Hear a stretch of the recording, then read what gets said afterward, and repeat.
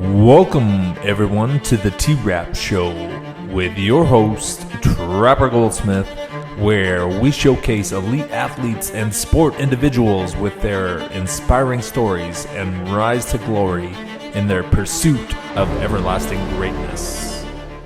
Our guest today is a true legend of the motocross world. He's won a combined 12 South African Motocross Championships. And motocross, supercross, if you're not familiar, it has to be one of the most grueling sports on earth, with now machines that have over 50 horsepower and weigh less than 250 pounds are basically rocket ships on wheels that you jump and throttle over heights of 100 feet in the air. So it's wild.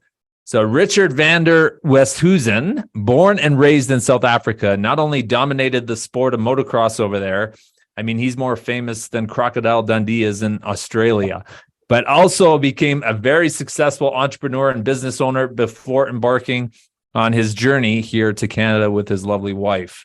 He's going to share today the mental side of racing for a living, doing one of the most dangerous sports in the world, coming to Canada, starting over again, and what truly separates amateur athletes from pro athletes, how business is a sport now. So buckle in, listen in. This ride's going to get wild. Richard, welcome to the show, man. Thank you so much for having me. It's a pleasure to be here on your show. All right. Well, motocross, probably my favorite sport of all time. Most people don't know I raced motocross at a national level until I was about 15. Racing was in my blood, man. So I'm excited to talk moto with you today, Richard. Let's just start, man. How'd you get started on a dirt bike when most people in South Africa are playing soccer or playing rugby? Motocross isn't kind of the mainstream sport there, is it? No, not at all. It's quite a small sport compared to rugby and soccer and cricket. But yeah, my dad introduced me when I was young. We started riding when I was about 5 years old. My dad used to race, and obviously when we came along, he parked the bikes for a bit, and we got little Pee-wee 50s, and man, once the bug bit, it was motocross was life, you know. So we it started off as a fun sport and a family like building and bonding thing where yeah, we just used to spend every weekend at the track, and then it got pretty serious, and we started racing some more and started traveling the country, and then started traveling internationally. So yeah, it was all my dad's fault. And yeah, it's my uncles used to race as well, from my mom's side. So it's in the family. Yeah, for sure. So a lot of my cousins raced and rode. So yeah, it was motocross is life, man. So did you have siblings then as well? Did they race? Yeah, I did indeed. I had a brother. He was a bit younger than me, only 1 year, but yeah, he was pretty good too. He had a lot of talent, but unfortunately he crashed quite a bit. And at one stage they thought something was wrong with his bones, man, because he'd just break bones all the time. So crazy. Yeah, he canned it after a couple of years. He just broke a lot of bones, but he was super talented. I mean, he could get on a bike now and go straight and hit big jumps. So yeah, he was pretty good.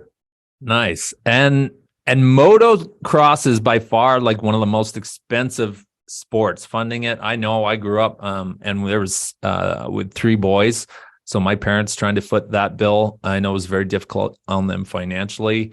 Talk about like how challenging it was to come up in that sport and attract sponsors, keep funding, and be on bikes that, I mean, ultimately you have to be on the new bike to be competitive.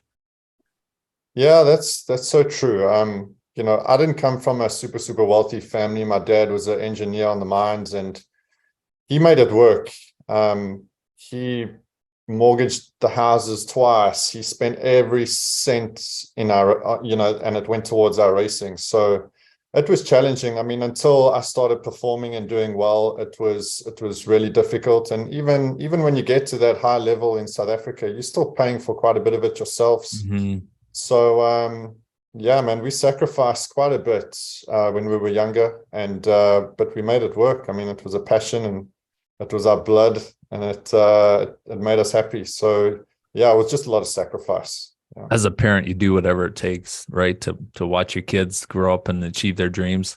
Yeah, of course. I don't have kids yet, but I'm scared if I have boys, they'll want to race. So, Yeah.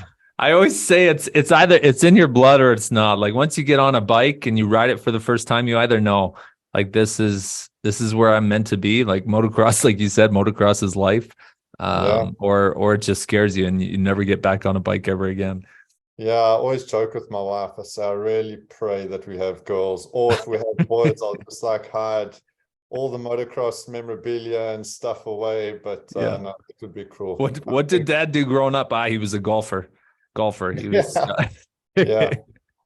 So No, talk about Richard, because I mean, I've done it. It's grueling. It's exhausting. You need cardio, but you also need strength when you have a machine like that. You're trying to hold on. How is training different for motocross than maybe a more traditional like rugby, hockey, or football sport? sure. So motocross is a unique beast. I mean, you have to be super strong. You have to be cardio fit.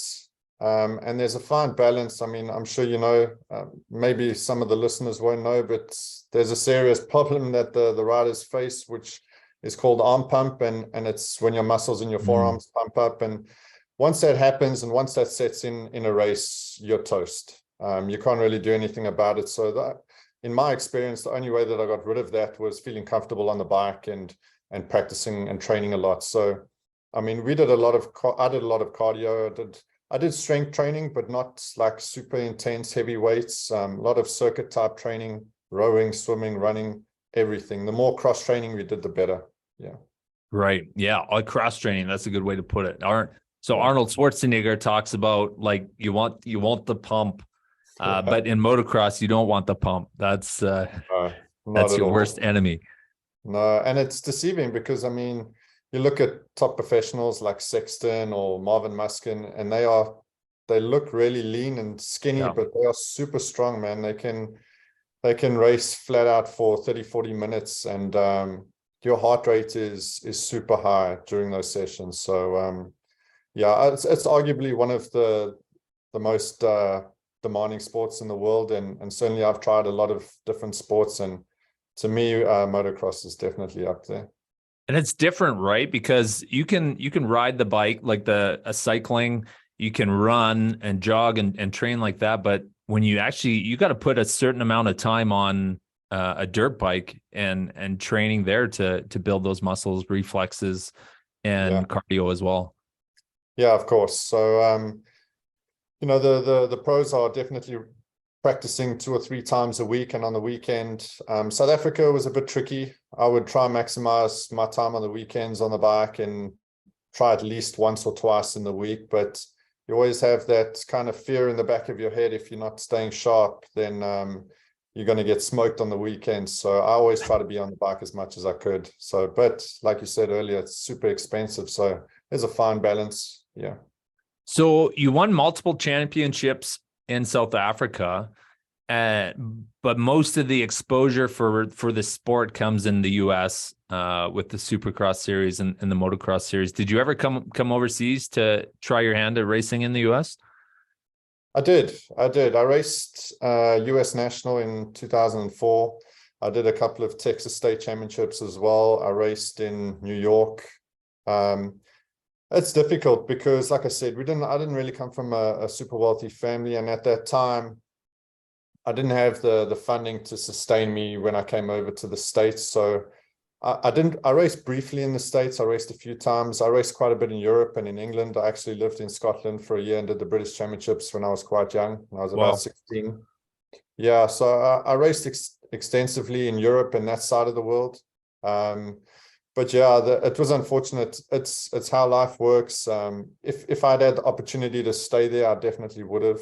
But it's just not the way the cards were dealt. So It's not like you're just packing up, you got a suitcase and you're just flying across the world. Like you got to get your bike parts and all of that is a pretty big bill to move your bike around. yeah, and traveling with a big kit bag and like you said, with parts now All your gear. time, it's difficult. Yeah. So the last kind of big experience I had was we went to the Motocross of Nations in Belgium in 2012, and we took our own suspension. I took my own suspension over, and yeah, it's just tricky, you know, packing them. We actually packed the forks in a rifle box, and yeah, like, because obviously it's got foam inside, so that was the only way we could really travel with them. And yeah, it's tricky. It makes for interesting stories, that's for sure. Yeah, because you almost got to disassemble the bike, eh? Yeah, so I mean, in that case, I was lucky. I had a bike there. We rented a bike there, so I just took my suspension and stuff over. Oh, Maybe nice. one or two parts, but not like the whole bike. Funny story though. In 2000, we raced. It was called the Motocross of African Nations, and back then I was on an 85cc. So the bike was pretty small, and I went over with my dad and the South African team, and we literally packed a CR80 in suitcases. And Just we completely sent, disassembled it. yeah, my dad had the motor in baggage, and we assembled it in the hotel on like a little stool there, and we went racing. And yeah, those are awesome stories, but there's definitely no ways you could do that now. No, that's crazy, man. Yeah, So was your dad a pretty good mechanic too then? Like he helped you yeah, on that side? yeah. So he was an engineer, so he had that mindset, and he actually built a lot of my parts, heavier flywheels. He built a subframe for the CR80. He was super technically minded, and yeah, I trusted him. He was really good on the bikes, and we won a couple of South African championships together. So it's testament to how good his work was. Yeah. That's awesome. And I mean, we both know sport is progressive. It doesn't matter if it's motocross. So you and I are similar age. So we grew up like Jeremy McGrath and those guys on 2 strokes. And now Yeah. the sport has evolved to 4 strokes. And these things are, like I said, they're mini rocket ships. How much has the sport progressed, and how much faster is it than, in the 90s, the glory days, I call them? But Yeah, so it's such an interesting topic. I was listening to a podcast the other day on this very thing, and I was listening to Anderson speak about it. And back when McGrath and the heydays of Supercross and motocross in 99 and sort of that era, especially Supercross, the jumps were super like steep and peaky, and I think the speeds were a lot slower. We're now, especially in Supercross, the speeds are a lot faster. The jumps are maybe not as steep, but they're still pretty steep. And yeah, I mean, if you will watch the World Championship Motocross Series, you'll see what the speed is like. It's ridiculous. And yeah, there's a cost for that. I mean, there's some big crashes in that series, and I guess it boils down to how the tracks are designed and built. I mean, the bike will only go as fast as you twist the throttle, but these guys are so good now that they are pushing the limits of these things. And yeah. A 450 is significantly faster than a stock 2-stroke 250 that they used to race back in the day. So yeah, it's the bikes have evolved. They're incredible now. I mean, you can map the bikes, you can adjust the suspension. I mean, even a stock standard bike now is incredible. So the factory bikes must be unbelievable now. Pretty wild. Yeah, I've heard a Tomax bike is worth like 80 grand or something. It's crazy, all the trick Yeah, parts they have in there. I wouldn't be surprised if it was more. Yeah. So there's a huge danger level to it. Not even back then, of course, but now it's a whole different level of danger. What was the gnarliest injury you ever had, Richard? Yeah, so I think the gnarliest one was my last one. That kind of took me out of racing. Basically, there were 2 jumps, and a kid had crashed in between them. And by the time I had taken off on the first one, I had nowhere to go. And I hit him, and I launched off the track, and I landed in like a pile of rubble.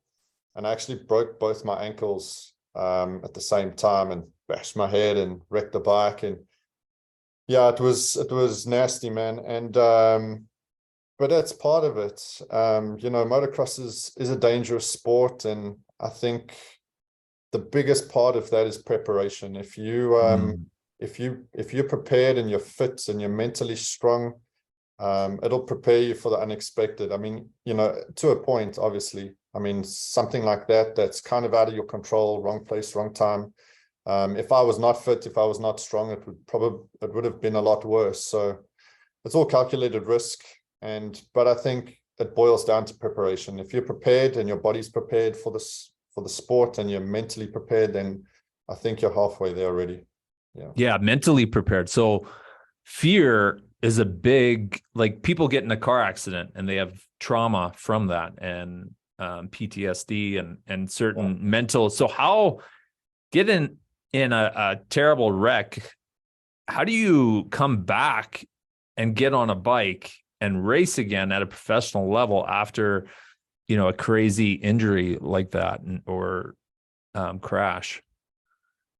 Yeah, so that is such a good question. And it's tricky because you see a lot of these professionals, they have these horrible crashes and they come back and they perform even better. And you think, how can they get over that? But from my personal experience, you just learn to block it out, really. And your passion for the sport supersedes the fear. So just to give you an example, I mean, one of my best friends, a guy called Donovan, such an amazing human and inspiring human being. We were practicing for a pre-national, and he had a horrible crash. He like lawn darted in the bottom of a hole head first, and the paramedics were like, "Oh, this is not good."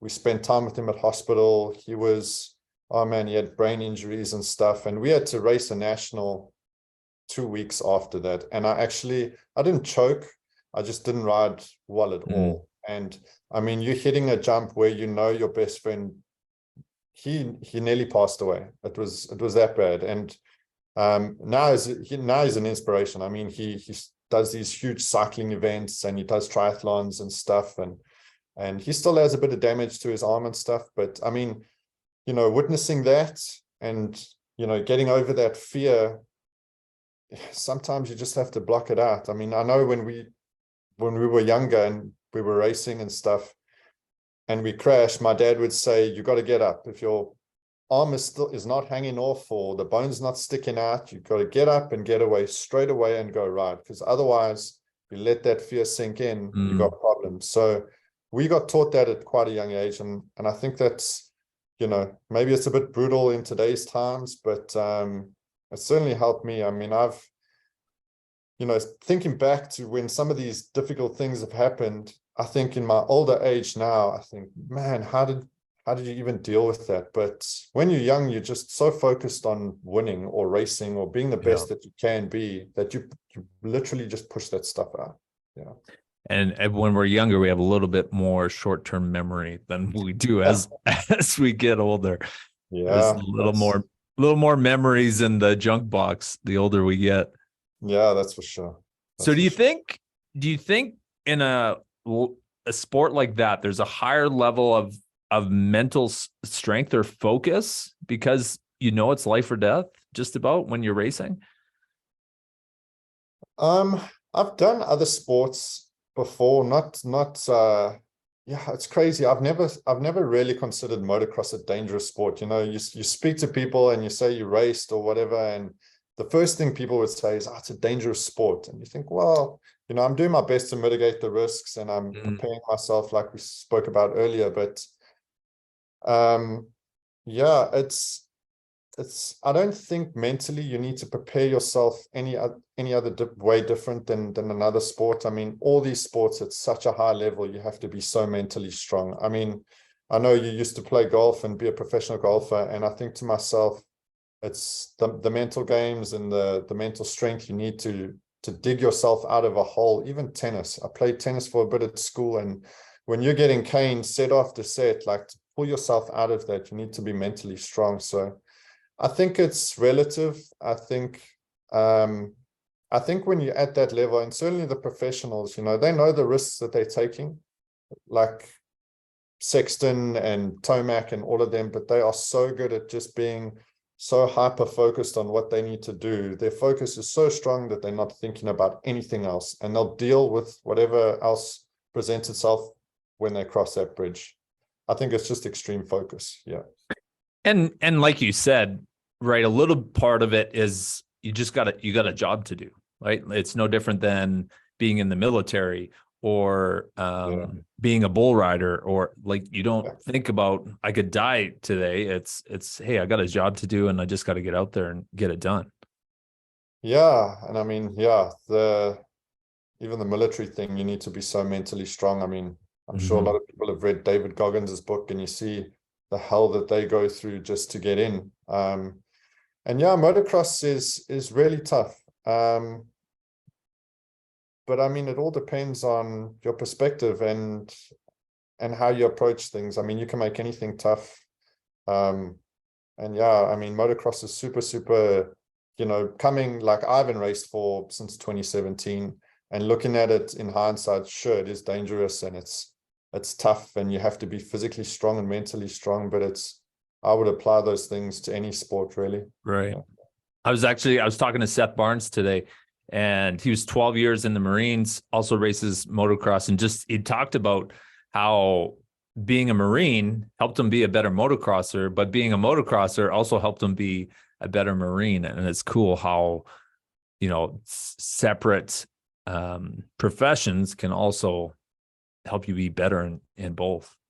Yeah, of course. I think the lessons that I've learned in motocross, and certainly digging deep and facing defeat and coming back, are lessons that I don't know if I would have got anywhere else. And it's certainly shaped who I am as a human being. And it's taught me how to dig deep and just never to give up. And those are excellent lessons for life, I think. For not life. just motocross. Yeah. Totally. So what mistakes you raced at the highest level, you won championships at the highest level. What mistakes do you see amateurs make? It's specific to motocross, I guess, that you don't see pros make. That's a great question. It's a tricky question because, like, you look at the States and you see all these training facilities where kids are built and they are groomed from so a little bit of potential. They get put into Club MX or Millsap's training facility, and they have that opportunity. I think that maybe in America, distraction is quite a big thing. With everything that's going around. I mean, America is amazing and it's a big place, and I've been there, and you get awestruck because everything is so big.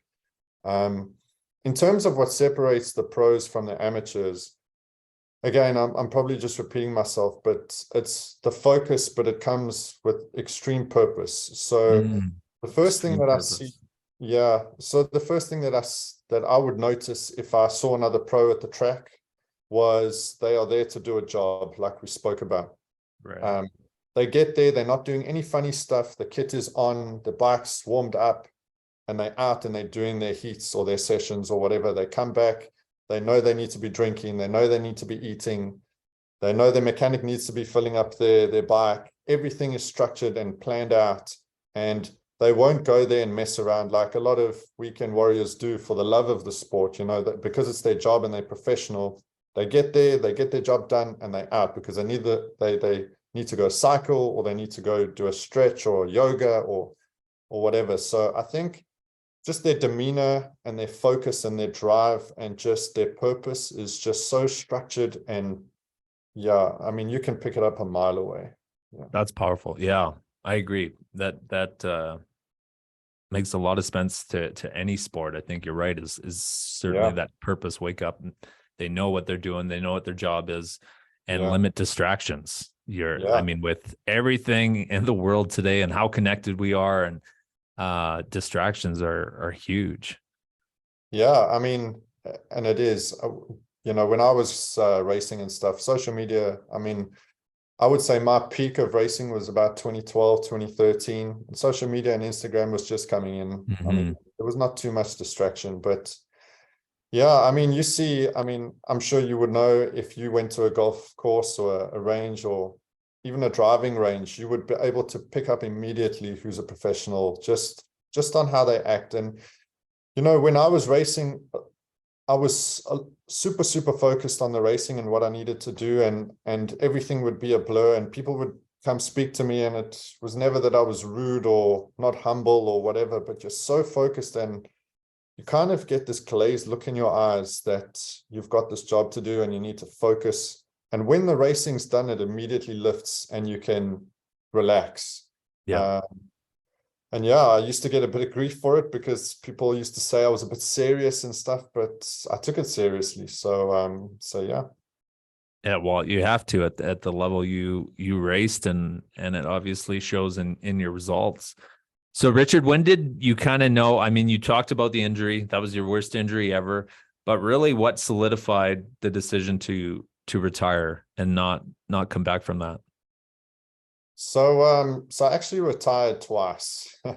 I um I won. So yeah, and I must say before I even start this is yeah, my level was here and like the level in the States is over here. Like I was maybe just touching on like yeah, I wouldn't say exactly where my level would be in the world championships and stuff, but I just wanted to put that out there. Just the South African level is really good. But that's a whole discussion for a different story. So anyway, I won MX2 and MX1 in the same year in 2013. And I promised myself and kind of my family that if I'd done that, if I won both in a row, both in the same year, I would call it quits. And I did, and I called it quits and I was super happy. But like many top sportsmen, they get that hunger and they're not getting that hit that they get from racing or from winning and stuff. So I stayed involved with the sport. I was a brand ambassador for Yamaha. I actually dabbled in a little bit of enduro as well, which in hindsight, I didn't enjoy that much. I didn't do too badly, but I really did not enjoy it. So then I It's got back just into, different, right? It's different yeah, than being on a motocross track. I mean, my favorite part was jumping. yeah, So like I loved jumping almost to a fault where my dad would grill me to work on corners and I just wanted to jump. yeah, exactly. And I was brought up racing motocross from when I was 6 years old. So to now try learn these new skills, and it is like chalk and cheese Mm. when it comes to enduro. So um, can't really remember how it happened, but I was racing enduro for Husqvarna South Africa, and before I knew it, I was racing motocross again in 2016, and I didn't really have the results that I expected from myself, and it was expected. I didn't race national motocross for 2 or 3 years, but then in 2017 I started winning again, and those feelings and that like high that you get from winning just came back, and I was like, man, this is a good feeling. And but yeah, it was at that point where I was really focusing on I was running a business. I'd actually started studying and I was racing. So it was all a bit much, and it was just a recipe for disaster waiting to happen. And then, Mm. boom, I broke my ankles. I'd paid for my tickets to go to the Motocross of Nations again. I was going to represent South Africa in England, and I was second or third in the championship, but I'd been winning a couple of rounds, so it was really tight going into the last round. But 2 or 3 weeks before I had that crash, I broke both my ankles, and that was it. And that's when I decided, man, you need to call it a day now. You've done enough. Yeah. And Yeah. I was 31 years old, so I'd been racing for a long time, and I was pretty happy with how it all panned out. To be able to race that long from starting when you're six, yeah, that's a heck of a motocross career. Yeah, and you see a lot of people retiring early because it's brutal on your body. I mean, you're Yeah. lucky if you get away unscathed. And in all fairness, you see a lot of people having a lot more severe injuries. And, I think that was a worry of my parents as well. And that as you get older, like we said, that's a big worry deep inside that you think, man, I'm quite lucky I got away from it's kind of scot-free. I mean, my ankles are Mm. a bit suspect now from the crash, but I'm able to walk. I'm able to lightly run now. I can run a little bit, so life is good in regards to that. So yeah, it's difficult knowing when to rip the band-aid off and stop. I certainly do want to get a bike again and just ride for fun. I don't want to race, but yeah, once it's in your blood, man, it is Yeah. never going away. And when you've raced, you never just put around. Like once the blood starts Yeah. going, you start cranking out laps. So Richard, you talked about business. You had a business in South Africa. What similarities did you kind of find between business and sport? Being an entrepreneur and being an athlete. Yeah, I think it's just again the focus, the ability to dig deep. I started my company from nothing. You know, I thought I wasn't embarrassed, but when I started it with nothing. It was only me. I was doing something on the side for fun, and then it grew, and then my brother joined, and my cousin joined, and some good friends joined, and then before we knew it, there were 7 of us doing what we did. And there's just challenges every day. I mean, you know the story. You're dealing with a customer that's not happy, or you're dealing with a shipment that didn't arrive, which is a common thing in South Africa, and you're dealing with the difficulties of being so far from the hub of what we were doing. So I think it's just the ability to dig deep and remain focused and bounce back when things don't go according to plan. I mean, these are all excellent lessons from sport that I was able to translate into business. And yeah, I think that pretty much sums it up. I'm sure there's a whole bunch more, but those are the big ones for me anyway. And it really comes down on your shoulders, where same as, I mean, you can have the best team, the best parts, and the best bike, but at the end of the day, it comes down, it's on your shoulders to cross the finish line first. Yeah, and I enjoy that responsibility. I think, especially with motocross, you know, I obviously didn't win on my own. We had a team. I had my family. I had obviously my sponsors and all of that supporting me. But at the end of the day, when I was on the track, it was up to me, and I enjoyed that, because if I underperformed, then blame me, you know. And the same thing with business. I think I enjoy that responsibility of owning my own company, you know, being responsible for that. And that is something I get extreme joy, you know, enjoyment out of, and I have a big passion for. So you moved from South Africa to Canada. Did you always know you wanted to come here, or was that kind of something that developed? No, it was something that developed. I mean, obviously when I was racing, coming to Canada was thoughts that maybe came in and out of my mind a little bit, but you know, I got engaged to my now wife, and we started the process of immigrating, and COVID came and completely wrecked everything and delayed everything. Canada was just I think it was just the easy choice, the easiest choice to get to a first world country. I mean, South Africa will always be home, and our parents are there, and our friends are there, and that's a super, super difficult part of letting go. But I wanted to be in a land that presents opportunity to me and my wife, and she can be safe and we can be safe, and where hard work is rewarded as well. And also, if I do start a family, which I'm really hoping that we do, that they can have the best opportunities and be safe. And I want to gift that to my family, and I think we're in the right spot to do it. Canada's beautiful. It works. It's the people are friendly, and I'm very grateful and lucky to be here. So I'm stoked. We're fortunate to live in Canada, that's for sure. Yeah. And start your family of golfers, right?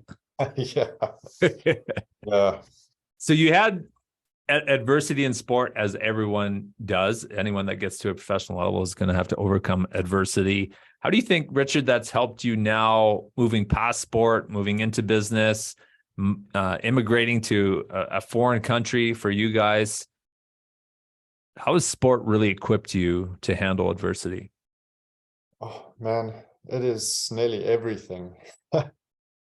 It is I've always had this feeling in my deep down inside. Well, let me ask you this. Do you think you can achieve success at anything without adversity if you haven't been equipped or developed that skill to overcome adversity? I think if you achieve something without some degree of adversity, it's not shallow, but it doesn't feel as good. You know, my first championship that I won, I came back from a broken wrist, and I had to ride in pain, and that adversity made me appreciate it so much more. And you know, I've always thought this deep down inside, I wouldn't be the person today that I am if I didn't suffer through all of that stuff and didn't learn those lessons from sports. So I wouldn't know how to approach things. And I'm so grateful for having gone through those difficult times, because I've got that, like Goggins says, you've got that stored in your memory bank. So, when times get tough, you can refer to that stuff and say, hey, you've gone through this difficult stuff. What you're dealing with might not be as difficult, but you're equipped to deal with it. So, yeah, that's, I'm I certainly like how you said that. Grateful to have gone through difficult times. So here you are, you have gratitude for adversity, as that's my approach as well. The health issues that I experienced and ended my sport career. Grateful to have gone through difficult times. And I think so often people run from adversity. They run from failure. And that's a powerful message right there, that you have to run towards it. You have to experience adversity if you want any kind of success. Yeah. And there's two people that really drilled this into me when I was younger. My dad, he maybe not in these words, but he was like, never give up. Never, ever give up. You push until the last lap, because you never know what can happen. And a best friend of mine, Ryan Ferrix, he used to be my trainer. He studied sport, and he was a trainer of mine towards the latter part of my career. We've got the adult version and we've got the PG version, but we would say never give up. Never, ever give up. Because if you give up, then ... And that's always rang true. I mean, to me, sometimes you don't have the luxury of giving up, or the opportunity of giving up. So to me, it's, you just keep pushing, push, because I've always seen, certainly in sport, you never want to give up, because it shows that you're weak.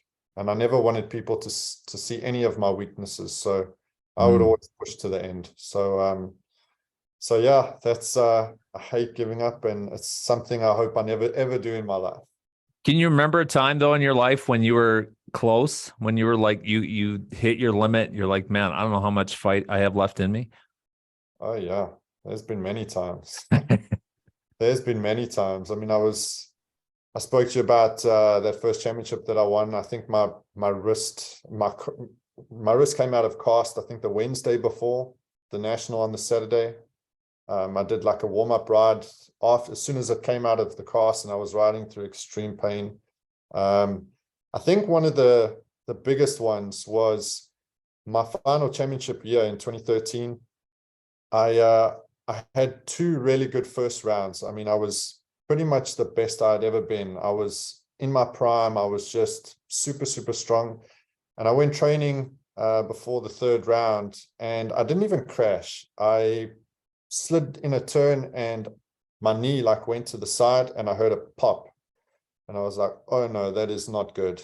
And my body went into like shock, and I went for an MRI, and they were like, yeah, you have a 3rd-degree tear of your MCL in your knee.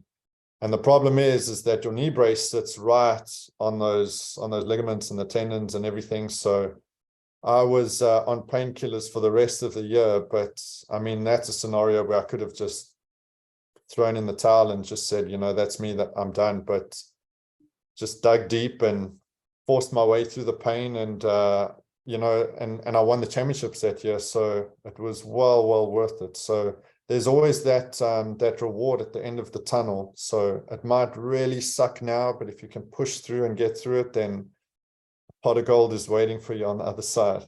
So was there a mental approach, like people meditate, they visualize, all of this mental training that we've learned now in the last, decade or so? Was there a mental approach or a trigger that you actually used to kind of stay in it and be focused on the big goal through the pain? Yeah, there was. Maybe it was bluffing myself or talking trash to myself, but in the morning of the race, my brother was with me, and he knew how bad my knee was. And he would come up to me in the morning, and he would like have this hesitancy in his face, and he'd be like, hey bud, so how you feeling? And I feel amazing. The bike is ripping, my body feels good. And I'd be smiling, and I'd be And I'd force myself into that mindset because I know if I woke up and I was in a bad mood and I was feeling sorry for myself, then the day would just have not, it wouldn't have gone well. So I would force myself into thinking these positive thoughts and bluff myself maybe. And just, I would not allow any negativity to come inside just because I knew that I had that job at hand. So, yeah. Almost like fake it before you make it. Like you're really tricking your entire psychological makeup into you feel great. Yeah. And it's not to say that the pain went away or I didn't know that what was at stake or what I was doing. But it was just a strategy that I had and it seemed to work. So nice.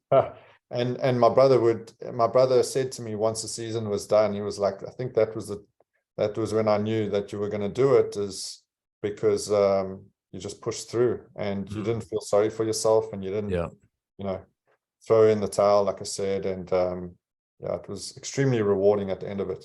Yeah. So I know you're finishing your MBA right now. What's the next championship for you? What's the next big goal you're gunning down? Yeah, I compare my life to motocross and championships and that all the time.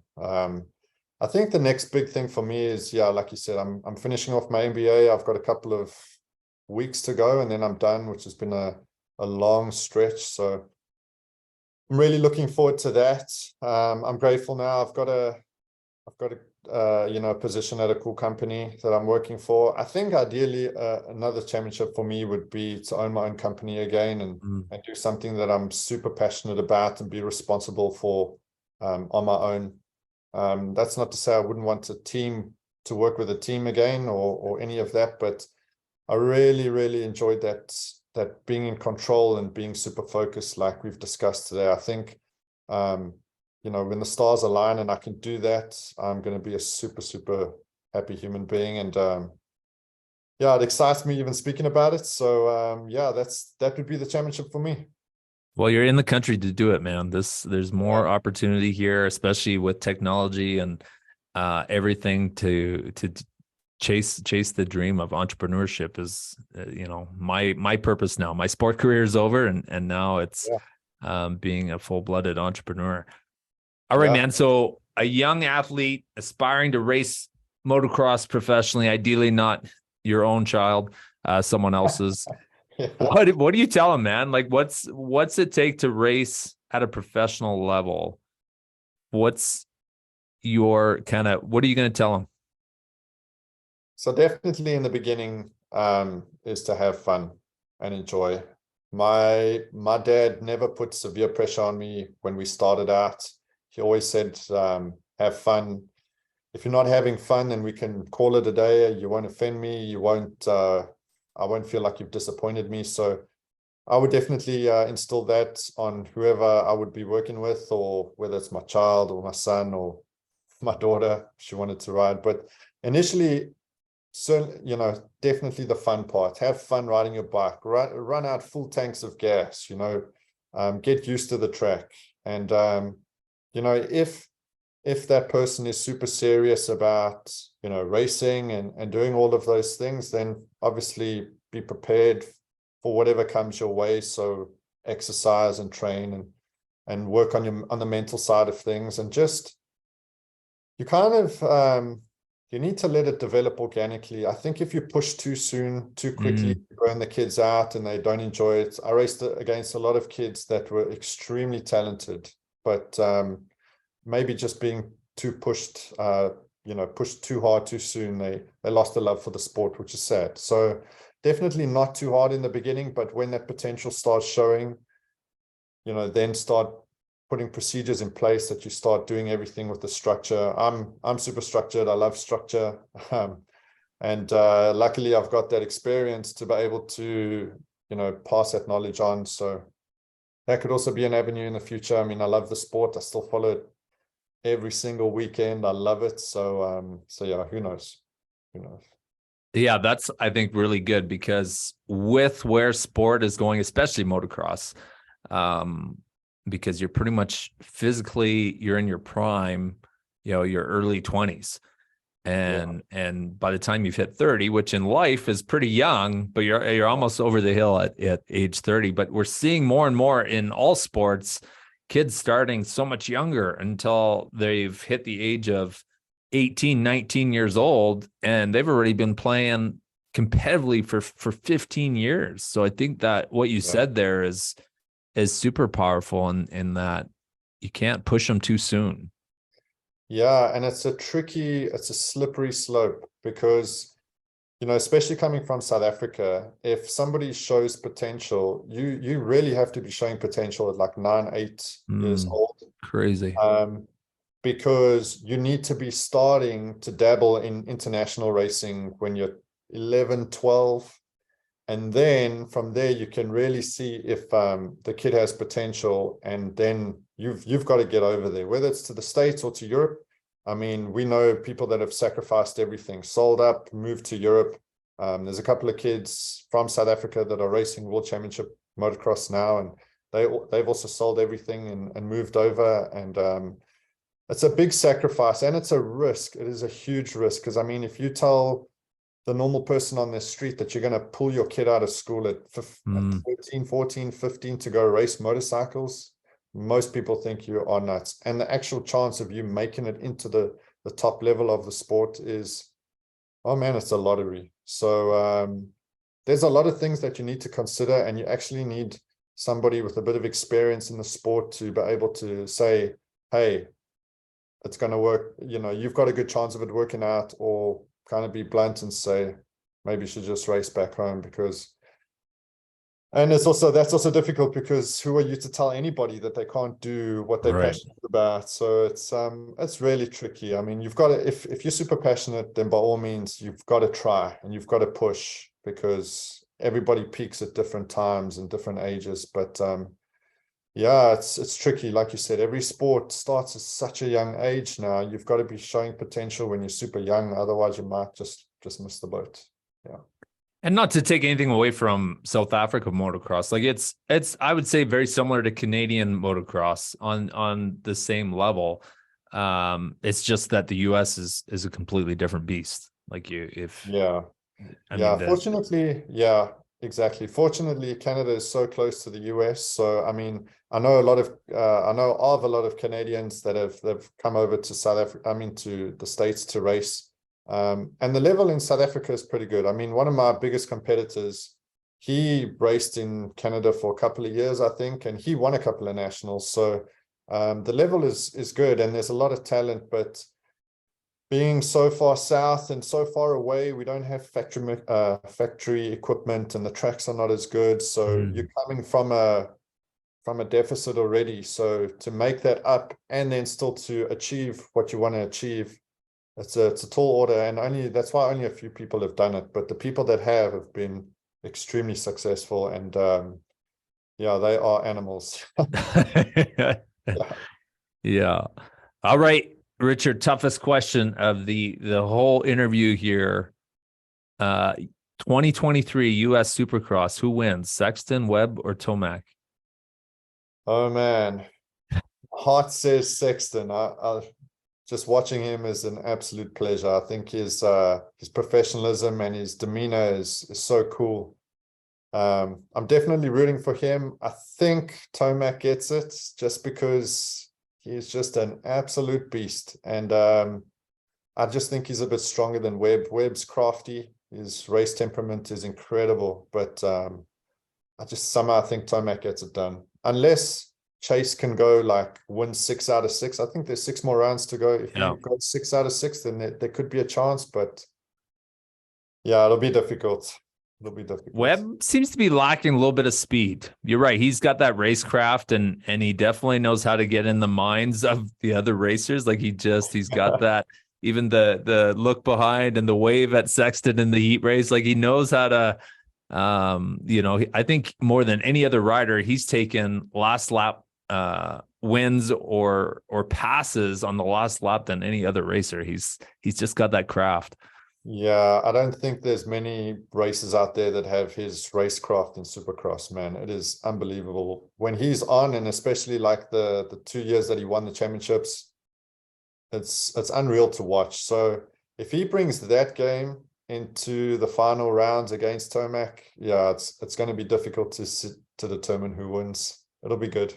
And Sexton's got the speed, like it's like watching Carmichael and Stewart back in the day. Remember when their speed was just ridiculous, but you're holding your breath until the checkered flag, thinking, "Oh my God, don't wipe out, don't wipe out." And they had some of the gnarliest crashes.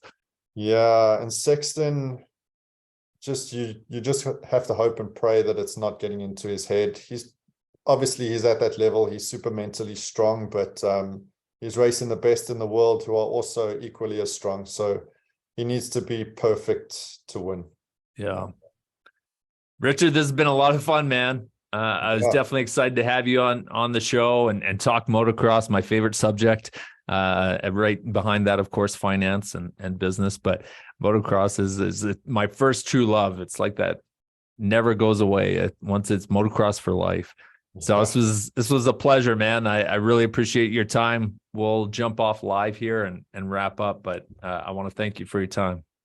Awesome. Thank you so much for having me. It was awesome to talk motocross again, and yeah, till next time. Thank you. Yeah, absolutely.